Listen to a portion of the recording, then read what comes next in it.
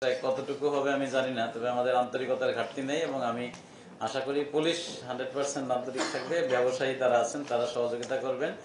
আর আমি কাকে একটু ইনস্ট্রাকশন দিতে চাই, যারা মাদ্রাসা পার্টি আছে এরকম 5-10টা মাদ্রাসার কর্তৃপক্ষকে বলতে হবে যে আপনারা কোনো সাপোর্ট লাগলে আমাদের কাছ থেকে নেন এবং কোনো রকমের সমস্যা না হয়।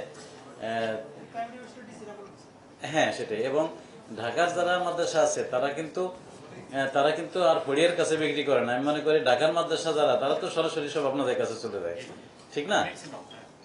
হ্যাঁ হ্যাঁ সেটাই।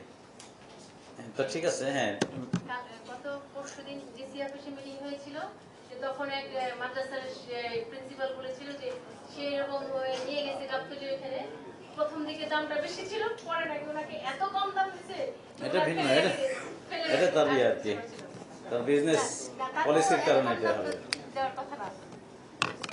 তো ঠিক আছে, আমার মনে হয় যে আর কিছু আছে নাহলে আমরা সবাইকে ধন্যবাদ দিয়ে শেষ করতে পারি এবং সবাই যার যার দায়িত্বটা সঠিকভাবে করবেন। এটি আমাদের একটি জাতীয় সম্পদ, একটি রপ্তানিমুখী পণ্য আমাদের এটি যাতে সুন্দরভাবে সবকিছু হতে পারে সেজন্য সকলের আন্তরিকতা থাকবে, এটি আমি আশা করি। ব্যবসায়ী ব্যবসা করবেন, অন্যান্য যারা মাঝখানের ব্যবসায়ী আছেন, যাদের আমরা পড়িয়ে বলি বা মধ্যস্বত্বভোগী বলি, তাদের লাভ করার প্রবণতা থাকবে, এটি আমরা মনে করি। কিন্তু তারপরেও তাদের প্রতি আমার অনুরোধ যে তাদের ব্যবস্থাপনার জন্য সুষ্ঠু থাকে এবং কোনো জায়গায় কাউকে ফাঁকি দেওয়ার মানসিকতা বা প্রতারণা করার মানসিকতা না থাকে, এতটুকু আহ্বান। এবং আমাদের পুলিশ সদস্যদের সকলের প্রতি আহ্বান যেন তারা যেন এই বিষয়টি আন্তরিকতার সাথে দেখেন এবং এইবার আমরা কোনো অবস্থাতেই এটি নিয়ে কোনো অব্যবস্থাপনার সংবাদ শুনতে চাই না।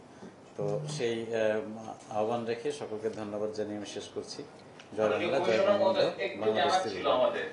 মানে আপনি চামড়ার ব্যবস্থাপনা নিয়ে একটি সুন্দর সমন্বয় সভা করলেন, এজন্য অভিনন্দন। মূলত এক সপ্তাহের মতো প্রায় ছুটি পাচ্ছে, মানে অনেকেই ছুটি নিয়ে দিচ্ছেন, রাজধানী অনেকটা ফাঁকা থাকছে।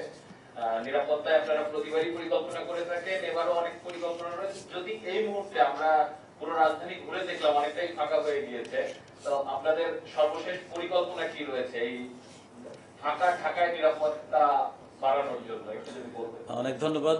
আমরা এই প্রতি বছরই কিন্তু ঈদের সময় ঢাকা থেকে 1 কোটিরও বেশি মানুষ তাদের প্রিয়জনের সাথে ঈদ করার জন্য যায় এবং পুলিশ তার জন্য ব্যবস্থা রেখে থাকে, ব্যবস্থাপনা থাকে এবং নিরাপদ অবস্থাতেই আমরা আমাদের ঢাকাকে রাখতে সক্ষম হই। ঠিক সেই রকম এবারও এই পবিত্র ঈদ উল আজহা উপলক্ষে পুলিশের পক্ষ থেকে ব্যাপক পরিকল্পনা গ্রহণ করা হয়েছে। তার সাথে এবার পুলিশের যে নিজস্ব কার্যক্রম রয়েছে, চেকপোস্ট, টহল, এটির সাথে যেটি যুক্ত হয়েছে সেটি হলো আমাদের প্রতি বাড়িতেই কিন্তু একজন করে বা 2 জন করে দিবা প্রহরী কিংবা নৈশ প্রহরী থাকে।